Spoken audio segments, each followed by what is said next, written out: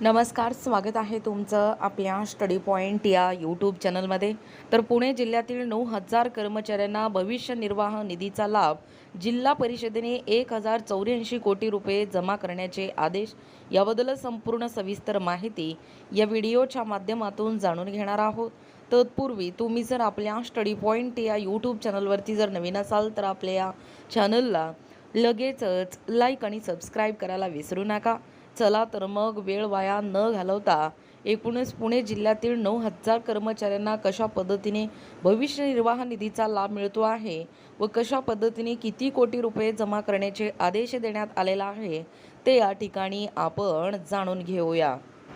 बघा, या ठिकाणी तुम्ही टायटल पाहू शकता। टायटल काय आहे बघा, पुणे जिल्ह्यातील 9,000 कर्मचाऱ्यांना भविष्य निर्वाह निधीचा लाभ जिल्हा परिषदेने 1,084 कोटी रुपये जमा करण्याचे आदेश।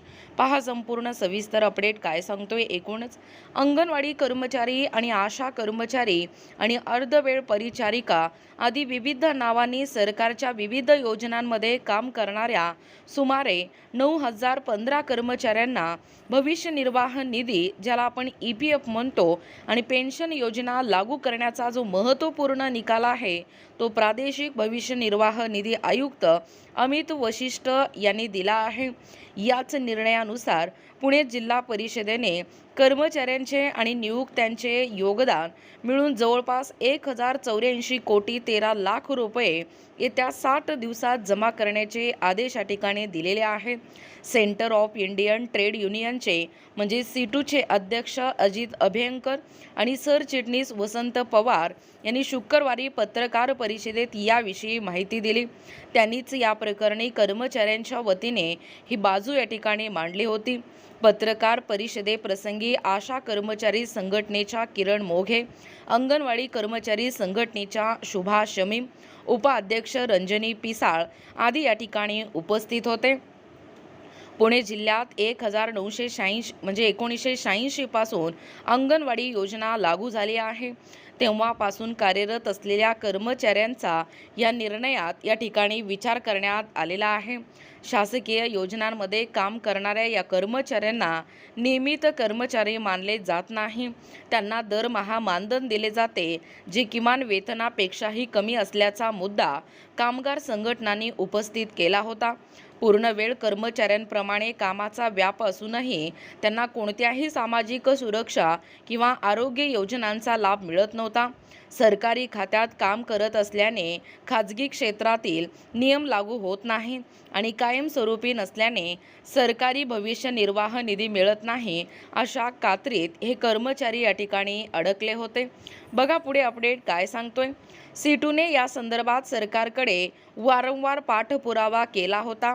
अखेर भविष्य निर्वाह निधी आयुक्तांकडे कायदेशीर मुद्द्यांच्या आधारे दाद मागितल्यानंतर हा निकाल या ठिकाणी लागला आहे आणि याच निर्णयामुळे महाराष्ट्रातील लाखो अंगणवाडी आणि आशा कर्मचाऱ्यांना भविष्य निर्वाह निधी योजनेचा लाभ मिळण्याचा मार्ग या ठिकाणी मोकळा झाला आहे, असे देखील या ठिकाणी अभ्यंकर यांनी सांगितलेलं आहे।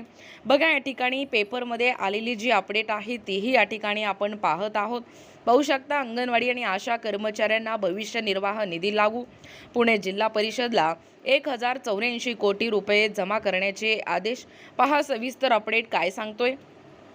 अंगणवाडी कर्मचारी आणि आशा कर्मचारी आणि अर्धवेळ परिचारिका आणि विविध नावांनी सरकारच्या विविध योजनांमध्ये काम करणाऱ्या सुमारे 9,015 कर्मचाऱ्यांना भविष्य निर्वाह निधी, ज्याला आपण EPF म्हणतो, आणि पेन्शन योजना लागू करण्याचा महत्त्वपूर्ण निकाल प्रादेशिक भविष्य निर्वाह निधी आयुक्त अमित वशिष्ठ यांनी या ठिकाणी दिलेला आहे आणि याच निर्णयानुसार पुणे जिल्हा परिषदेने कर्मचाऱ्यांचे आणि नियुक्तांचे योगदान मिळून जवळपास 1,084 कोटी 13 लाख रुपये येत्या 60 दिवसात जमा करण्याचे आदेश दिलेले आहेत।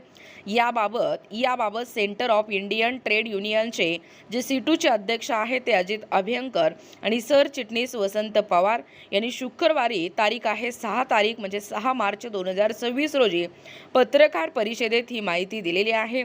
त्यांनीच या प्रकरणी कर्मचाऱ्यांच्या वतीने बाजू मांडली होती। पत्रकार परिषदेप्रसंगी आशा कर्मचारी संघटनेच्या किरण मोघे, अंगणवाडी कर्मचारी संघटने संघटनेच्या सुभाष मी, उपाध्यक्ष रंजनी पिसाळ आदी या ठिकाणी उपस्थित होते. पुणे जिल्ह्यात 1986 पासून अंगणवाडी योजना लागू झाली तेव्हापासून कार्यरत असलेल्या कर्मचाऱ्यांच्या या निर्णयात विचार करण्यात आला आहे. शासकीय योजनांमध्ये काम करणाऱ्या या कर्मचाऱ्यांना नियमित कर्मचारी मानले जात नाही. त्यांना दरमहा मानधन या ठिकाणी दिले जाते, जे किमान वेतनापेक्षाही कमी असल्याचा मुद्दा कामगार संघटनांनी उपस्थित केला होता. पूर्णवेळ कर्मचाऱ्यांप्रमाणे कामाचा व्याप असूनही त्यांना कोणत्याही सामाजिक सुरक्षा किंवा आरोग्य योजनांचा लाभ मिळत नव्हता. सरकारी खात्यात काम करत असल्याने खाजगी क्षेत्रातील नियम लागू होत नाहीत आणि कायमस्वरूपी नसल्याने सरकारी भविष्य निर्वाह निधी मिळत नाही. अशा कात्रीत एकूणच हे जे कर्मचारी आहेत हे कर्मचारी या ठिकाणी अडकले होते.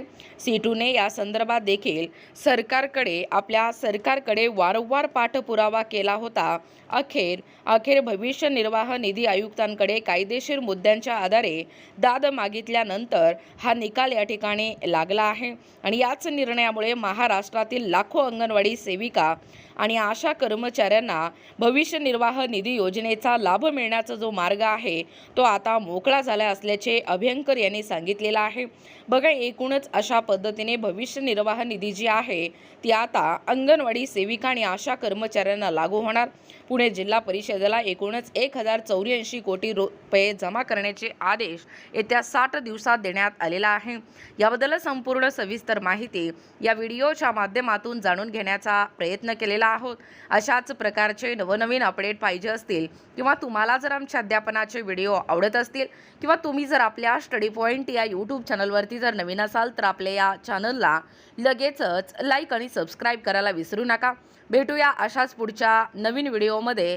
तोपर्यंत धन्यवाद.